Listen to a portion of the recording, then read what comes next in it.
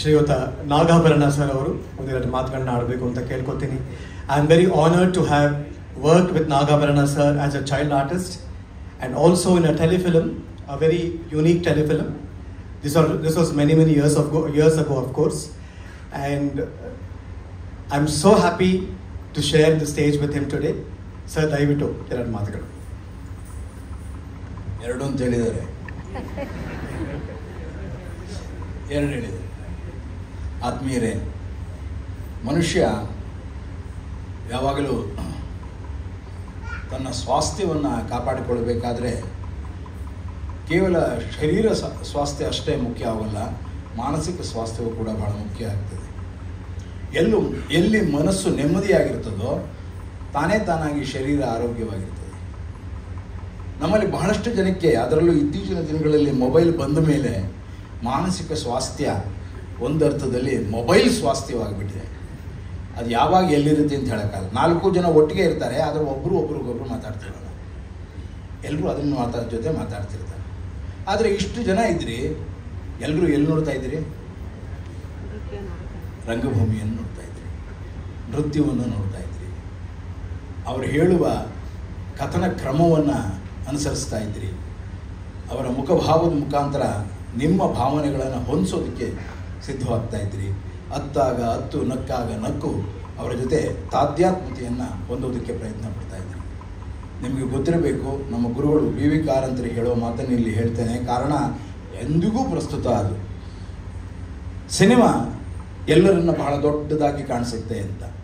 Cinema ಪರದೆ ದೊಡ್ಡದು ನೋಡಿ, ಹಾಗೇನೆ ಒಬ್ಬ ಹೀರೋ 10 ಜನಕ್ಕೆ ಹೊಡಿತಾ ಇರ್ತಾನೆ, ಒಬ್ಬ ಹೀರೋ ಇಬ್ಬಿಬ್ಬರು ಹುಡುಗಿರ ಜೊತೆ ಲವ್ ಮಾಡ್ತಾ ಇರ್ತಾನೆ ಒಟ್ಟೊಟ್ಟಿಗೆ. ಏನು ಬೇಕಾದರೂ ಮಾಡಬಲ್ಲ, ಅದು ದೊಡ್ಡದಾಗಿ ಕಾಣಿಸ್ತಾ ಇರುತ್ತೆ ಪರದೆ ಮೇಲೆ. ಟೆಲಿವಿಷನ್ನಲ್ಲಿ ಮನುಷ್ಯ ಚಿಕ್ಕದಾಗಿ ಕಾಣಿಸ್ತಾ ಇರ್ತಾನೆ, ಅವನು ಎಲ್ಲೇ ದೊಡ್ಡ ರೆಸ್ಲರ್ ಆದರೂ ಇಷ್ಟೇ ಕಾಣಿಸೋದು ಅವನು. ಆದರೆ ಮನುಷ್ಯನ ಹಾಗೆ ಕಾಣಿಸೋದು ರಂಗಭೂಮಿಯಲ್ಲಿ ಮಾತ್ರ. ಅಂತಹ ರಂಗಭೂಮಿಯಲ್ಲಿ ನಡೆಯುವ ಯಾವುದೇ ಪ್ರಕ್ರಿಯೆ ಇರಲಿ, ಆ ಪ್ರಕ್ರಿಯೆ ಮನುಷ್ಯನ ಜೊತೆಗೆ ತನ್ನ ಭಾವನೆಗಳನ್ನು ಹಂಚಿಕೊಳ್ತಾ ಹೋಗುತ್ತೆ. ಅವನಿಗೆ ಎಷ್ಟು ಖುಷಿ ಆಗ್ತದೆ ಅಂದರೆ, ನಾನು ಒಂದಷ್ಟು ಹೆಜ್ಜೆ ಹಿಂಗೆ ಅಂಕ್ಬೋದಲ್ಲ ಅಂತ ಗೊತ್ತಿಲ್ಲದೆ ಅವನ ಕಾಲು ಕುಣಿತಾ ಇರುತ್ತೆ, ಗೊತ್ತಿಲ್ಲದೆ ಅವನ ಕಿವಿ ಒಂದು ನಾದದ ಜೊತೆಗೆ ಹೋಗ್ತಾ ಇರುತ್ತೆ. ಮನುಷ್ಯನ ಭಾಷೆಯಲ್ಲಿ ನಾದ ಇದೆ, ಸಂಗೀತ ಇದೆ, ಮನುಷ್ಯನ ದೇಹದಲ್ಲಿ ಲಯ ಇದೆ. ಒಬ್ಬರು ನಡೆದಾಗ ಇನ್ನೊಬ್ಬರು ನಡೆಯಲ್ಲ, ನೋಡಿರ್ಬೋದು ನೀವು. ಅವರ ನಡಿಗೆಯೇ ಅವರ ಲಯ, ಅವರ ಮಾತೆ ಅವರ ನಾದ. ಅಂತಹ ಸಂಗೀತ ನೃತ್ಯ ಇರುವ ಒಂದು ದೇಹ ಹೇಗೆ ಆ ನೃತ್ಯ ಅನ್ನುವಂತಹ ಒಂದು ಕಲೆಯನ್ನು ಹೇಗೆ ಸ್ವೀಕರಿಸುತ್ತೆ? ಇವತ್ತಿನ ಕಾಲಘಟ್ಟ ಹೇಗಾಗಿದೆಯಪ್ಪ ಅಂದರೆ, ಸಾರ್ ಆಗಲೇ ಹೇಳಿದ್ರು, ಕೈ ತಿರುಗಿಸೋದು ಏನು ಒಂಥರ ಟವಲ್ ಒಳಗೆ ಹಾಕ್ಬೋದು, ಎಕ್ಸಸೈಸಸ್, ಅಕ್ರೋಬ್ಯಾಟ್ಸ್, ಇವೆಲ್ಲವೂ ಕೂಡ ನೃತ್ಯದ ಒಂದು ಪರಿಭಾಷೆಯನ್ನು ಬೇರೆ ಅರ್ಥದಲ್ಲಿ ತಗೊಂಡು ಹೋಗ್ತಾ ಇದೆ. ಮಾಡರ್ನ್ ಅಂತ ನಾವು ಏನೇನು ಕರಿತೀವೋ ಹಾಗೆ. ಆದರೆ ಶಿಷ್ಟ ಸಂಪ್ರದಾಯ ತನ್ನ ಇವತ್ತಿನ ಈ ಕಲಾ ಮಾಧ್ಯಮದಲ್ಲಿ ಒಂದು ಸಂಸ್ಕಾರವನ್ನು, ಸಾಂಸ್ಕೃತಿಕ ನೆಲೆಯನ್ನು ಗಟ್ಟಿಗೊಳಿಸೋದಕ್ಕೆ ಹೊರಟಿದೆಯಲ್ಲ, ಅಂತಹ ಒಂದು ಶಿಷ್ಟ ಸಂಪ್ರದಾಯ ನಮ್ಮ ಭಾರತದ ಹಿರಿಮೆ, ಗರಿಮೆ ಮತ್ತು ಪರಂಪರೆ. ಇದನ್ನು ನಾವು ಭರತ ಮುನಿ ಅವನ ಇಡೀ ಒಂದೇ ಒಂದು ಶ್ಲೋಕದಲ್ಲಿ ಒಬ್ಬ ನಟನನ್ನು ಆತ ಬಹಳ ಚೆನ್ನಾಗಿ ಹೇಳ್ತಾನೆ. ಆಂಗಿಕಂ ಭುವನಂ ಯಸ್ಸ ವಾಚಕಂ ಸರ್ವವಾಂಗ್ಮಯಂ ಆಹಾರ್ಯಂ ಚಂದ್ರತಾರಾದಿ ತಂ ಒಂದೇ ಸಾತ್ವಿಕಂ ಶಿವಂ ಅಂತ.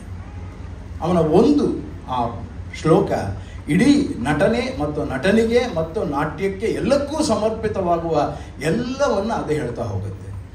ಇತ್ತೀಚೆಗೆ ಬರ್ತಾ ಇದೆ ಎಲ್ಲ ಆ್ಯಕ್ಟಿಂಗ್ ಥಿಯರಿಗಳು, ಪ್ರೊಟೋಸ್ಕಿ ಥಿಯರಿ, ಐನ್ಸ್ಟೈನ್ ಥಿಯರಿ, ಒಬ್ಬರದ್ದು ಥಿಯರಿಗಳು. ಎಲ್ಲರೂ ಇವನು ಹೇಳಿರುವ ಈ 4 ಅಂಶಗಳಲ್ಲಿ ಒಂದು ಅಂಶ ತಗೊಂಡು ಒಂದೊಂದು ಥಿಯರಿ ಮಾಡ್ತಾರೆ. ಇವನು ಅಷ್ಟನ್ನು ಸೇರಿ ಒಂದು ಅಂಶವನ್ನು, ಒಂದು ಥಿಯರಿಯನ್ನು ಹೇಳ್ದ. ಆದರೆ ನಾವು ಅದನ್ನು ಪಕ್ಕಕ್ಕಿಟ್ವಿ, ಅವ್ರು ಹೇಳಿದ್ದೇ ಸರಿ ಅಂದ್ವಿ. ಯಾಕೆಂದರೆ ಹೊರಗಡೆಯವರಲ್ವಾ, ಫಾರಿನರ್ಸ್ ಹೇಳಿದಾಗ ನಾವು ಒಪ್ಕೋತೇವೆ, ನಮ್ಮೂರು ಯಾರೋ ಹೇಳಿದಾಗ ಇವನ ಅಂತ ಹೇಳ್ತೇವೆ. ಸಂಜಯ್ ಹೇಳ್ತಾನ, ಸಂಜಯ್ ಡ್ಯಾನ್ಸ್ ಮಾಡ್ತಾನ, ಇದು ನಮ್ಮ ಕತೆ. ಅಯ್ಯೋ ನಾಗಾಭರಣ, ಅಯ್ಯೋ ಅವ್ನು ದಿನ ಇಲ್ಲೇ ಓಡಾಡ್ತಾ ಇರ್ತಾನೆ ರೀ ಅಂತ, ದಿನ ಇಲ್ಲೇ ಓಡಾಡೋದೇ ಅವ್ನು ತಪ್ಪು ಪಾಪ. ಇಂತಹ ಪರಿಸ್ಥಿತಿಯಲ್ಲಿ ಕಲೆಯನ್ನು ಒಂದು ಸಾಂಸ್ಕೃತಿಕ ನೆಲೆಗಟ್ಟಿಗೆ ತಂದು ಅದರ ಮುಖಾಂತರ ಸಂಸ್ಕಾರವನ್ನು ಕೊಡ್ತಿರುವಂತಹ ಸಂಜಯ್ ಮತ್ತು ಅವರ ಎಲ್ಲ ಶಿಷ್ಯರಿಗೆ ನಾನು ನಿಜವಾಗಿಯೂ ಕನ್ನಡಿಗರ ಪರವಾಗಿ ಆಭಾರ ಮನ್ನಣೆ ಮಾಡ್ತೀನಿ. ನಾನು ಈ ವೇದಿಕೆಯಲ್ಲಿ ಭಾಳಷ್ಟು ನೃತ್ಯಗಳನ್ನು ನಾನು ಗಮನಿಸಿದ್ದೇನೆ, ನಾನು ಬಂದಿದ್ದೇನೆ, ಸಾಕಷ್ಟು ಸಲ ಬಂದಿದ್ದೇನೆ. ಪ್ರತಿಯೊಬ್ಬ ನೃತ್ಯಗಾರ್ತಿ ಅಥವಾ ನೃತ್ಯಗಾರ ಇಲ್ಲಿ ಬಂದಾಗ ಅವನಿಗೆ ಅವನದೇ ಆದಂಥ ಒಂದು ಹುಮ್ಮಸ್ಸು, ಚೈತನ್ಯ ಇರ್ತದೆ. ಅಷ್ಟೆಲ್ಲ ಮಾಡಿದ ಮೇಲೂ ಯಾವುದೇ ರೀತಿಯ ಕೊರೆ ಇಲ್ಲದೆ ಮತ್ತೆ ಮಾಡುವಂತಹ ಉತ್ಸಾಹವನ್ನು ಇಡೀ ತಂಡ ಕಾಣಿಸ್ತಾ ಇತ್ತು. ಪ್ರತಿ ಸಲ ಬಂದಾಗಲೂ ಅದೇ ಎನರ್ಜಿ ಇತ್ತು. ಅದೇ ತಾನೇ ಮುಖ್ಯ. ಮನುಷ್ಯ ಪ್ರತಿ ಸಲ ಕೂಡ ದಿನ ಬೆಳಗಾದರೆ ಅವನು ಮತ್ತೆ ಒಂದು ಮರುಹುಟ್ಟನ್ನು ಪಡಿತಾನೆ.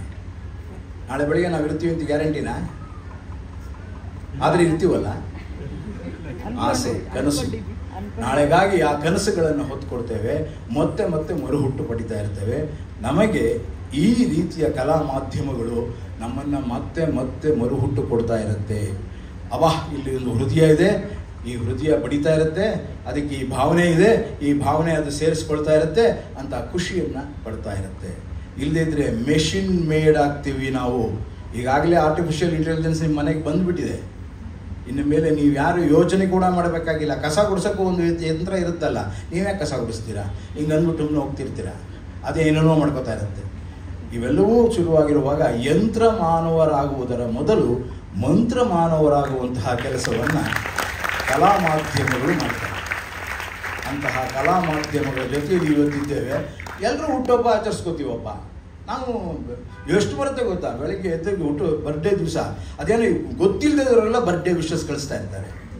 ಆದರೆ ಆ ಹುಟ್ಟುಹಬ್ಬವನ್ನು ಅಪ್ಯಾಯಮಾನವಾಗಿ ಅರ್ಥಪೂರ್ಣವಾಗಿ ಮಾಡೋದಿದೆಯಲ್ಲ, ಅದು ಇವತ್ತು ಸಂಜಯ್ ಸಾಧಿಸಿದ್ದಾರೆ ಅಂತ ನನಗೆ ಅನಿಸುತ್ತೆ. ಅವರಿಗೂ ಕೂಡ ಹುಟ್ಟುಹಬ್ಬದ ಶುಭಾಶಯಗಳು. ವಯಸ್ಸು ಕೇಳಲ್ಲ, ನಾನು ಯಾರಿಗೂ ಕೇಳಲ್ಲ. ಯಾಕೆಂದರೆ ನನಗೆ ವಯಸ್ಸಾಗ್ಬಿಡುತ್ತಲ್ಲ ಅವ್ರು ಕೇಳಿದ್ರೆ. ಯಾಕೆಂದರೆ ಅಷ್ಟು ಈ ವರ್ಷಗಳ ಹಿಂದೆ ಜೊತೆಲಿ ಕೆಲಸ ಮಾಡಿದವ್ರು ನಾವು.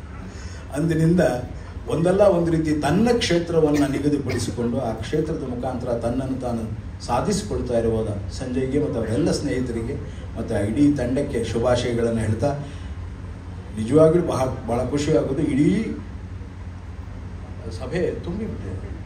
ಬಹಳಷ್ಟು ಸಲ ನಾನು ಖಾಲಿ ಅಲ್ಲೆಲ್ಲ ನೋಡ್ತೀನಿ. ನಾನೊಂದು ನಾಟಕ ಮಾಡಿದ್ದೆ ಇಲ್ಲಿ, ಬೆಂಗಳೂರು ನಾಗರತ್ನಮ್ಮ ಅಂತ. ಫಸ್ಟ್ ಶೋ ಹೌಸ್ಫುಲ್ ಆಗಿಬಿಟ್ಟಿತ್ತು ಎಲ್ಲರೂ.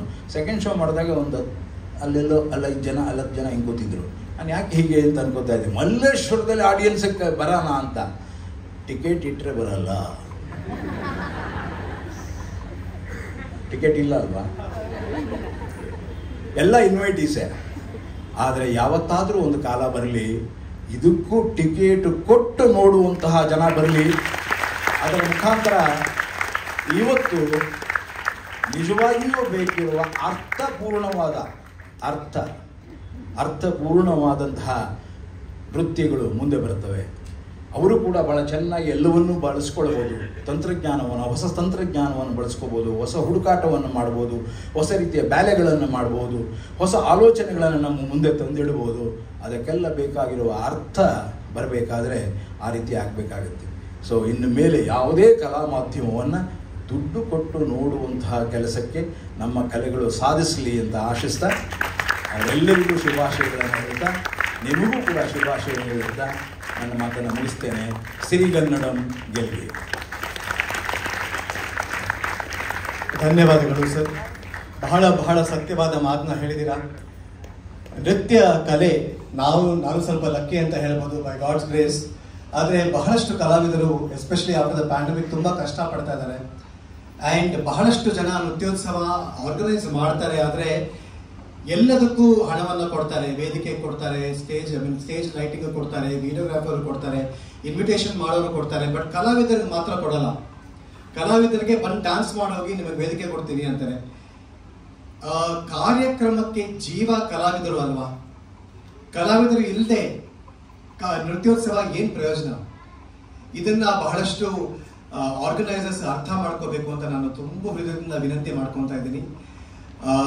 ಐ ಹೋಪ್ ಸರ್ ಹೇಳಿದಂಗೆ this trend will change very soon, and our classical dances, our classical music also will get a very good audience with ticketed support. Thank you, sir. Thank you so much.